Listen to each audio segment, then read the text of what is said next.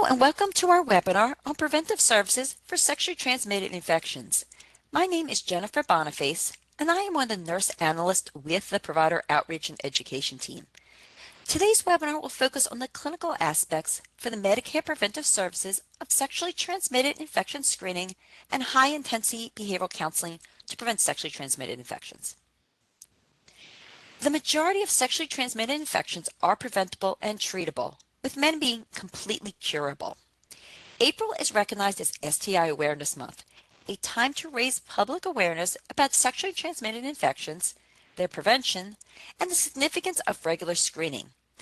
STI Awareness Week is a key component of STI Awareness Month. It is usually observed in the second week of April. This week focuses on educating the public, promoting prevention, and reducing the stigma surrounding sexually transmitted infections. Our objective for today is to provide an overview of the clinical aspects for the Medicare preventive services of sexually transmitted infection screening and high-intensity behavioral counseling to prevent sexually transmitted infections. And we will cover background information about sexually transmitted infections, a description of the Medicare covered services of sexually transmitted infection screening and high-intensity behavioral counseling to prevent STIs, and the Medicare Part B coverage criteria for these preventive services. We will begin by reviewing some facts and statistics about sexually transmitted infections. According to the CDC's Sexually Transmitted Infection Surveillance 2024 Provisional Report, total reported cases of chlamydia, gonorrhea, and syphilis decreased by 9% compared to 2023, marking the third consecutive year of decline. Despite this drop, over 2.2 million STI cases were reported in 2024, representing a 13% increase compared to 10 years ago. This included about 1.5 million cases of chlamydia, 543,409 cases of gonorrhea, and 190,242 cases of syphilis. Many STIs show no symptoms, which can delay diagnosis and treatment. As a result, individuals may unknowingly transmit STIs to others. Preventive screening and counseling for high-risk individuals can help identify and manage STIs, supporting Medicare patients in maintaining their overall health and well-being. Certain behaviors can increase a person's likelihood of contracting a sexually transmitted infection. Examples include engaging in unprotected sex, as well as not consistently using barrier protection, having multiple sexual partners, participating in high-risk sex behaviors, regardless of age, being under the influence of alcohol or drugs, using injectable drugs, particularly shared needles, exchanging sex for money or drugs, beginning sexual activity at a younger age, and this does include the higher risk of chlamydia and gonorrhea for sexually active women aged 24 and younger, and having a history of sexually transmitted infections. So let's review the sexually transmitted infections for which Medicare provides coverage for screenings under this Medicare preventive service benefit. And we will start with chlamydia.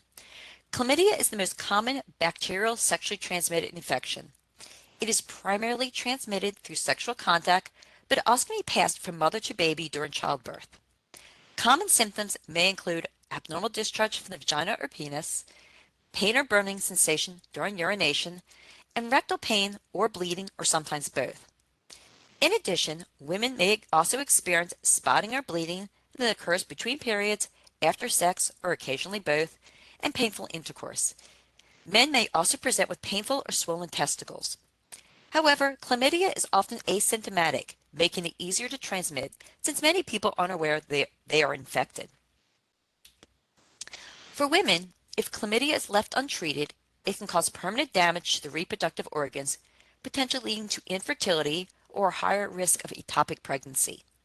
For men, untreated chlamydia can cause swelling and inflammation in the epididymis. Chlamydia screening and testing can vary depending on the suspected site of infection. It typically involves either a urine sample or a swab from areas such as the urethra, vagina, throat, rectum, or in rare cases the eye. Current tests for chlamydia are highly accurate, with both urine samples and self-collected vaginal swabs commonly used for testing. Results from these tests are usually available within 1 or 2 days, depending on the clinic or lab. Treatment involves a course of antibiotics to eliminate the bacteria.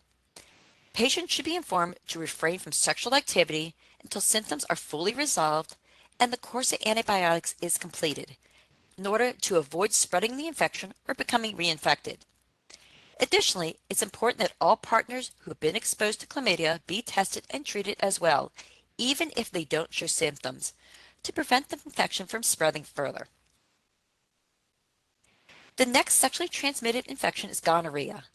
Gonorrhea is a bacterial sexually transmitted infection. While it's primarily spread through sexual activity, it can also be passed from a mother to her baby during childbirth, potentially leading to eye infections in the infant. Similar to chlamydia, gonorrhea is often asymptomatic. However, if symptoms are present, they may include abnormal discharge from the vagina or penis, pain or burning sensation during urination, rectal pain, itching or both, rectal bleeding or discharge, sensitivity to light or eye pain, discharge from the eye, sore throat, swollen lymph nodes, and red, swollen, and painful joints, often due to a condition called gonococcal arthritis. In women, gonorrhea can cause a range of additional symptoms. These may include abdominal or pelvic pain, fever, and pain during sexual intercourse. Some women may also experience irregular bleeding, either between periods or after sexual activity. In men, symptoms look a bit different. They may notice redness or swelling at the opening of the urethra, along with pain or swelling in one testicle. If gonorrhea is left untreated, it can lead to serious complications. In women, it may cause scarring of the fallopian tubes, resulting in infertility, a higher risk of ectopic pregnancy, and chronic pelvic or abdominal pain. In men, untreated gonorrhea can cause inflammation of the epididymis, which may also potentially lead to infertility. To diagnose gonorrhea, screening and testing are usually done with a urine sample or by taking a swab. This swab may be collected from areas such as the cervix, vagina, urethra, throat, rectum, or even the eye, depending when the infection is suspected. As with chlamydia, treatment for gonorrhea involves use of antibiotic therapy. Patients should be advised to refrain from sexual activity until all symptoms have resolved. All partners who've been exposed to gonorrhea should also be tested and treated. Additionally, patients diagnosed with gonorrhea should follow up with a retest approximately 3 months after completing treatment to ensure the infection has been cleared. The final sexually transmitted infection covered under this Medicare preventive service benefit is syphilis. Syphilis is a bacterial sexually transmitted infection. It is primarily spread through sexual contact, but also can be transmitted from an infected mother to her baby during pregnancy. Many people with syphilis do not realize they have it, as the bacteria can remain in the body for years without showing any symptoms. During the early or primary stage of syphilis, the patient typically develops a small, painless sore called a chancre. This sore usually appears on or around the penis, vagina, anus, rectum, lips, or mouth. The chancre usually lasts between 3 to 6 weeks and will heal on its own without treatment. However, it's essential for the patient to still receive treatment to fully address the infection. If left untreated, primary syphilis can progress to secondary syphilis. Symptoms of secondary syphilis usually appear 4 to 8 weeks after the primary infection. In the secondary stage, a non-itchy rash often develops, typically on the palms of the hands and the soles of the feet. Additional symptoms during secondary syphilis may include sores in the mouth or genital area, moist, warty patches in the genital area or skin folds, muscle aches, sore throat, fatigue, fever, swollen lymph nodes, hair loss, change in vision, and weight loss. If left untreated, secondary syphilis can progress to the latent stage. During the latent stage of syphilis, the patient is asymptomatic. This stage can last for years without causing any noticeable symptoms. However, if left untreated, it may lead to severe complications and long-term health issues. In some cases, untreated syphilis can progress to tertiary syphilis, which may occur years after the initial infection. Tertiary syphilis can cause significant damage to various organs, including the brain, spinal cord, nerves, eyes, liver, heart, blood vessels, bones, and joints. Screening and testing for syphilis may include blood tests such as the RPR or VDRL tests to detect antibodies produced in response to the infection, swabs from the chancre or sore, or a sample of cerebrospinal fluid in cases where neurosyphilis is suspected. A single injection of penicillin is recommended for the treatment of all stages of syphilis. Additional penicillin injections may be required if the infection has been present for more than a year. For individuals allergic to penicillin, doxycycline, a type of tetracycline, is typically used as an alternative treatment. After treatment, a follow-up blood test should be completed to ensure the infection has been fully treated and that the antibiotic therapy was effective. Patients should be advised to avoid sexual activity till all symptoms have resolved and the infection is completely cured. Additionally, all sexual partners of the infected individual should be tested for syphilis and treated if needed. Before we continue, I'd like to briefly highlight 3 other sexually transmitted infections. While these are not part of the specific preventive services we are focusing on today, Medicare does provide coverage for them under its preventive service benefits. So we do want to review them just quickly so you're aware of them. The first sexually transmitted infection we will discuss is hepatitis B. Hepatitis B is a viral infection that affects the liver caused by the hepatitis B virus. It can be categorized as either acute or chronic. Acute hepatitis B is short-term and typically lasts 6 months or less. Most people with an acute hepatitis B infection recover completely. Conversely, chronic hepatitis B persists for more than 6 months. In these cases, the immune system is unable to clear the virus. Over time, this can result in serious health problems such as liver failure, cirrhosis, or even liver cancer. While hepatitis B can be prevented with a vaccine, there is no complete cure for long-term infection, unlike some other sexually transmitted infections. Testing for hepatitis B includes blood tests to detect the presence of the hepatitis B virus in the body, liver ultrasound to assess the extent of liver damage, and liver biopsy to check for signs of liver damage and liver impairment. Symptoms of acute hepatitis B infection may include abdominal pain, joint pain, nausea and vomiting, weakness and fatigue, fever, dark urine, jaundice of the eyes and skin, and loss of appetite. For acute hepatitis B infections, treatment typically involves plenty of rest, proper hydration, a balanced diet, and close monitoring of the patient's recovery as they fight the infection. The goal of treatment for chronic hepatitis B is to slow the progression of liver disease and prevent the transmission of infection to others. People diagnosed with chronic hepatitis B may require lifelong treatment. Treatment options can include antiviral medications, interferon injections, or liver transplant. Please note, while hepatitis B screening appears under the STI screening and high-intensity behavioral counseling to prevent STI section in the MLN 006559 Medicare Preventive Services chart, it's actually covered separately as its own preventive benefit. There's also a direct link in that section that takes you to the dedicated hepatitis B screening information. And for additional information about hepatitis B screening, including coverage information, please view our encore presentation titled Hepatitis B and C Screenings Clinical. Our next sexually transmitted infection we'll discuss is HIV. HIV, or human immunodeficiency virus, is an infection caused by a retrovirus that attacks the immune system. HIV is transmitted through direct contact with certain bodily fluids from an infected person who has a detectable viral load.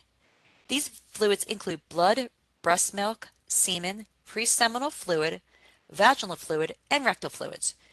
Transmission can occur through sexual contact, sharing needles for injection drug use, or from an infected mother to her baby during pregnancy, childbirth, or breastfeeding. HIV treatment involves the use of antiretroviral therapy, which helps control the virus and reduce viral load by inhibiting HIV replication. ART consists of a daily combination of medications designed to manage HIV. These medications can be taken orally or through injections. When taken as prescribed, ART can significantly reduce both mortality and morbidity in people living with HIV by strengthening the immune system, reducing the HIV load in the body, lowering the risk of transmitting HIV, and preventing the progression of HIV to acquired immunodeficiency syndrome, also known as AIDS. People living with HIV who achieve and maintain undetectable viral loads have an extremely low risk of transmitting HIV to their HIV-negative partners through sexual contact. This concept is often referred to as U equals U, or undetectable equals untransmittable. ART also plays a key role in increasing the life expectancy of individuals living with HIV. Antiretroviral therapy is a lifelong treatment regimen. It is essential for individuals living with HIV to continue their antiretroviral treatment even if the viral loads drop to undetectable levels. There are two types of preventive medications that are available to lower the risk of HIV in individuals at high risk of infection. Pre-exposure prophylaxis, or PrEP, is used to reduce the risk of HIV in those at higher risk of infection. The individual must be HIV negative to start PrEP. When taken as prescribed, it is highly effective in preventing HIV. Post-exposure prophylaxis, or PEP, is administered to prevent HIV after a possible exposure. PEP must be started within 72 hours of possible HIV exposure. It is also highly effective in preventing HIV if taken within this time frame.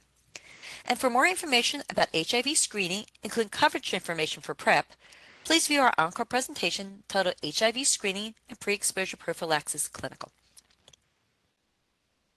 The last sexually transmitted infection we will discuss today is human papillomavirus, or HPV for short. Persistent infection with certain strains of human papillomavirus is the primary cause of cervical cancer. HPV is a group of over 200 related viruses, some which are transmitted sexually. These strains are classified as either low risk or high risk. Low risk HPV types are less likely to cause cancer, but they can result in warts on or around the genitals, anus, mouth, or throat.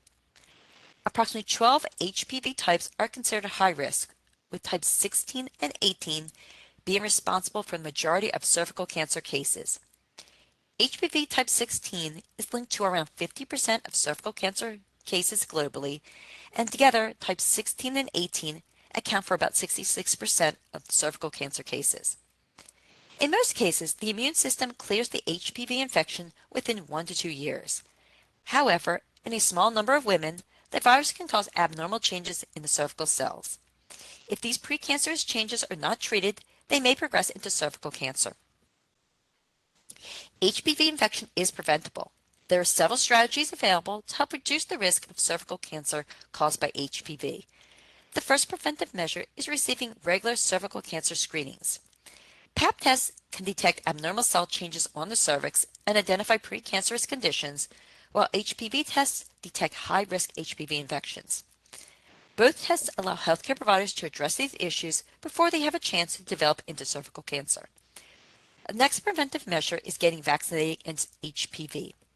The HPV vaccine Gardasil is approved by the Food and Drug Administration for individuals aged 9 to 45.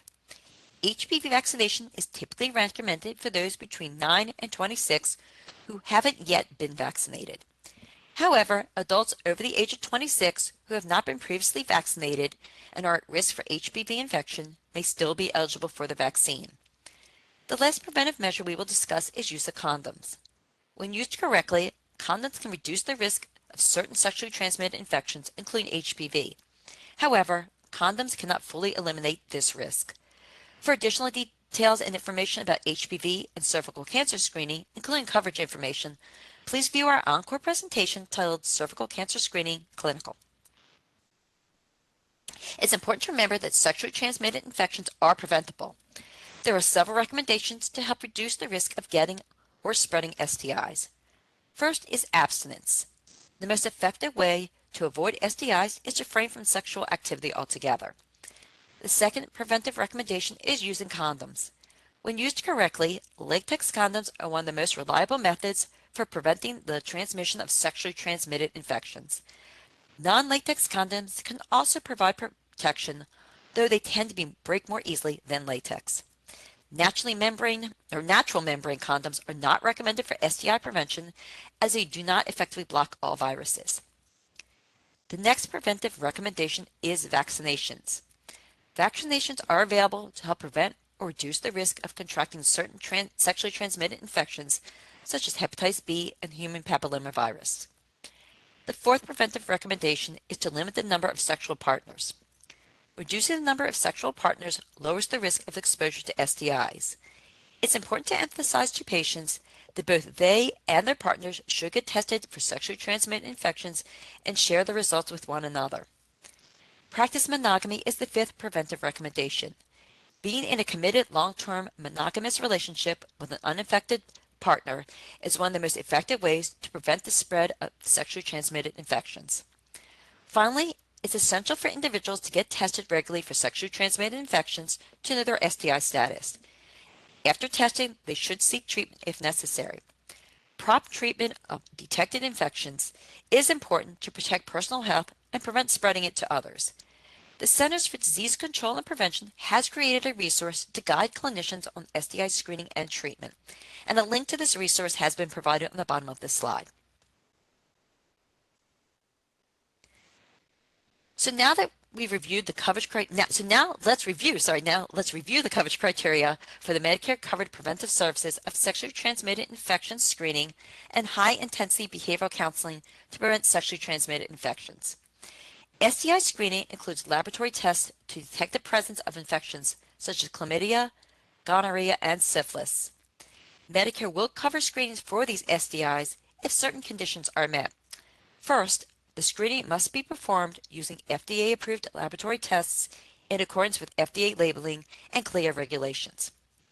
Second, the test must be ordered by a primary care physician or qualified practitioner and performed by an eligible Medicare provider. High-intensity behavioral counseling to prevent STIs is a program designed to help individuals reduce or avoid sexual risks by offering education, skills training, and guidance on modifying sexual behavior. The counseling should align with recommendations from the U.S. Preventive Services Task Force. The U.S. PSTF assigned a grade of B for behavioral counseling to prevent sexually transmitted infections for sexually active adolescents and for adults at increased risk. And a link to the U.S. PSTF's Sexually Transmitted Infection Behavioral Counseling has been included on the bottom of the slide if you'd like to explore more recommendations in more detail. The U.S. Preventive Services Task Force recommends using a variety of methods to deliver this information, including in-person counseling, videos, websites, written materials, telephone support, and text messages. Topics that may be covered during counseling include common STIs and how they are transmitted, risk factors for sexually transmitted infections, skills training, guidance on safer sexual practices, and problem-solving techniques. Medicare will cover high-intensity behavioral counseling to prevent STIs if the patient is referred by a primary care provider and the service is provided by a Medicare-eligible primary care provider in a primary care setting. Prior to completion of STI screening and high-intensity behavioral counseling to prevent STIs, ensure the patient has met the eligibility and frequency criteria for these services.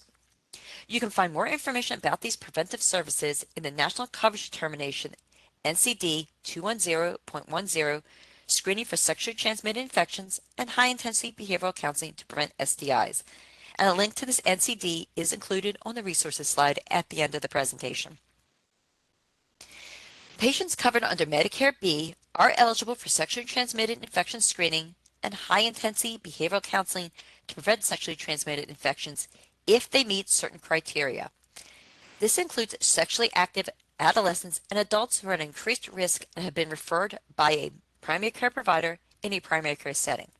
So what counts as high-risk behavior?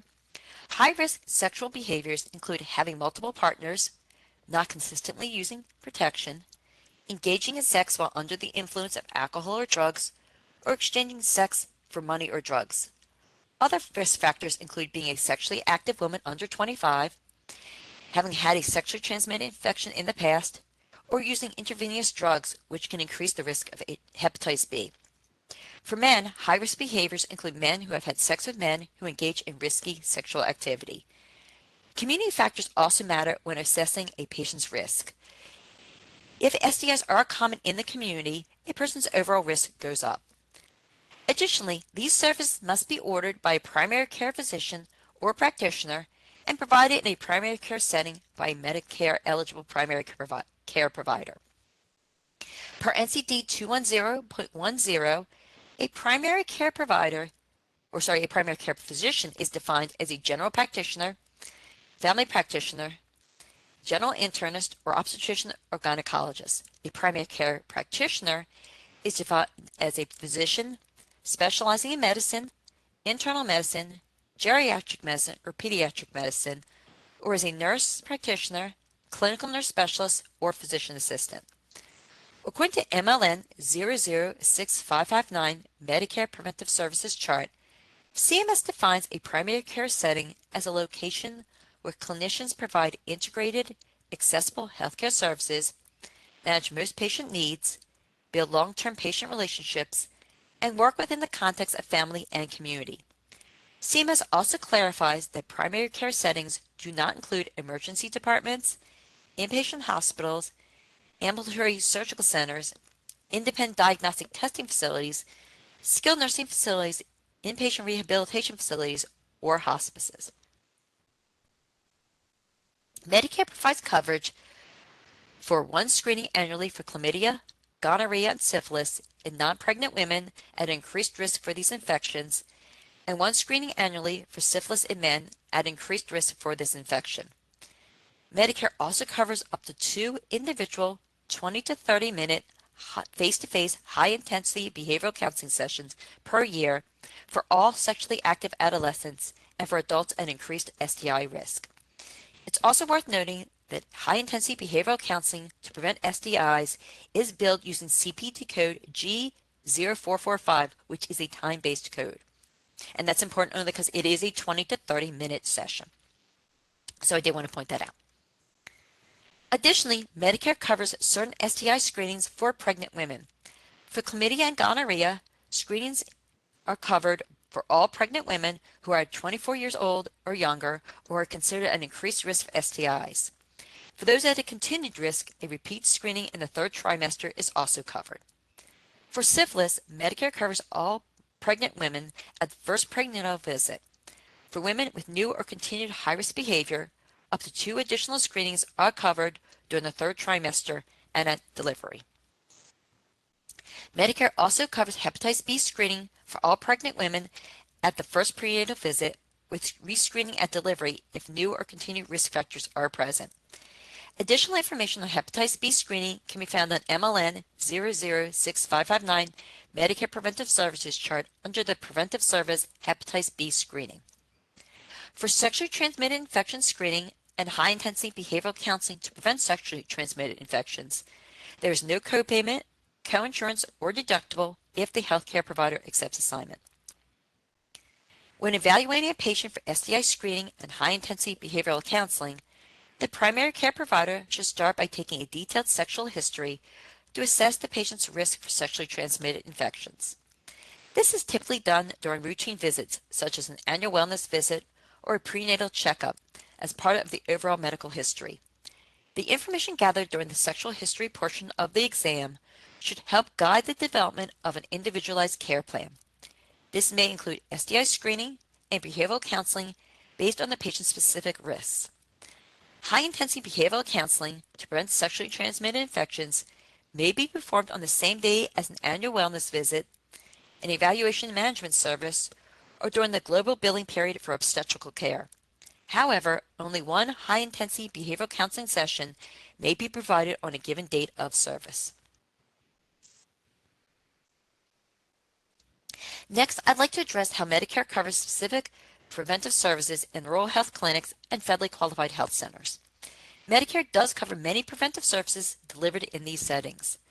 According to the Medicare Benefit Policy Manual, Chapter 13, Section 50.1, rural health clinic services include Medicare-covered preventive services that have been recommended by the U.S. Preventive Services Task Force with an A or B rating when appropriate for the patient. Section 50.2 extends this by noting that federally qualified health center services include all the preventive services covered in rural health clinics.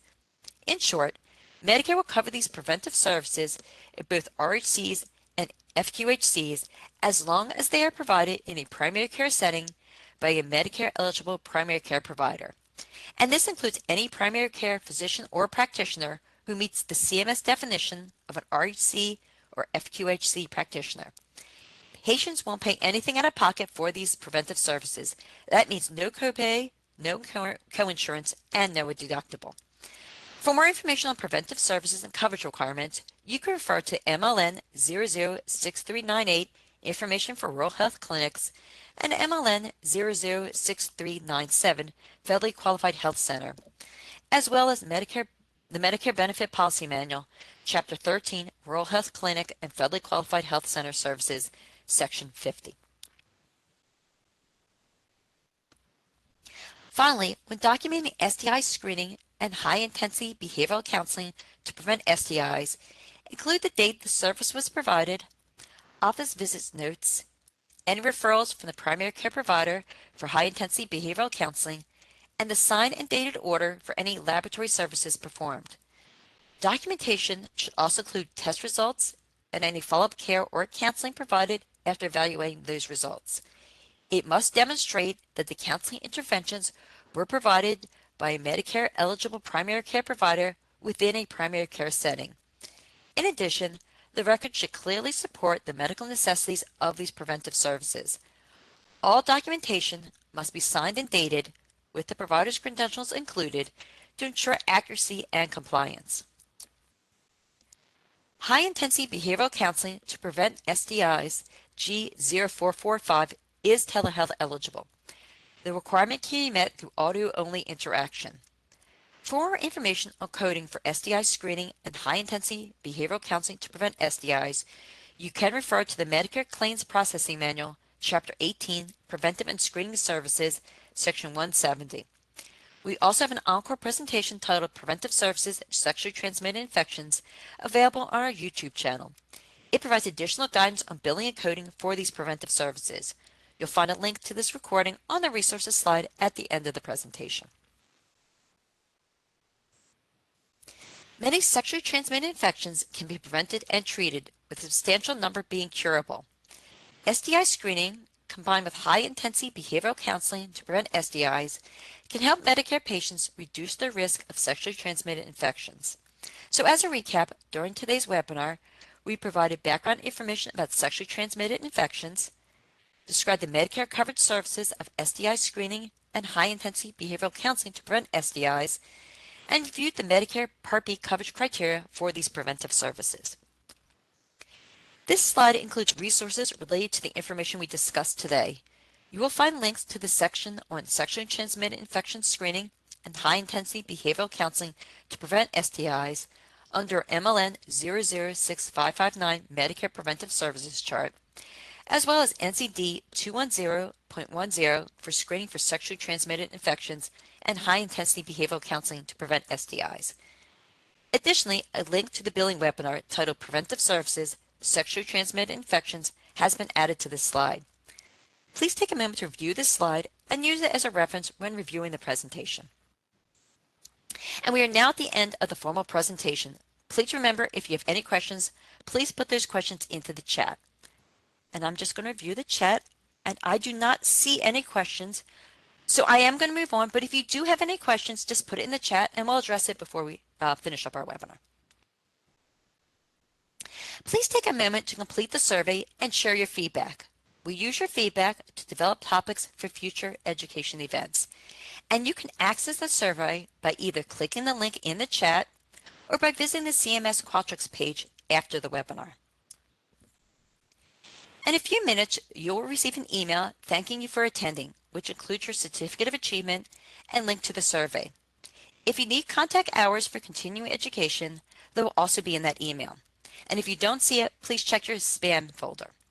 If you called in, please email us at wps.gha.education@wpsic.com with the webinar name and phone number, and we will send you your Certificate of Achievement.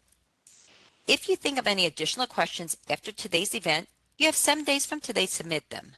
Submit them to our education mailbox at that email address, wps.gha.education@wpsic.com, and put the title of this webinar in the subject line. And it looks like Aline has put that email address again in the chat for you.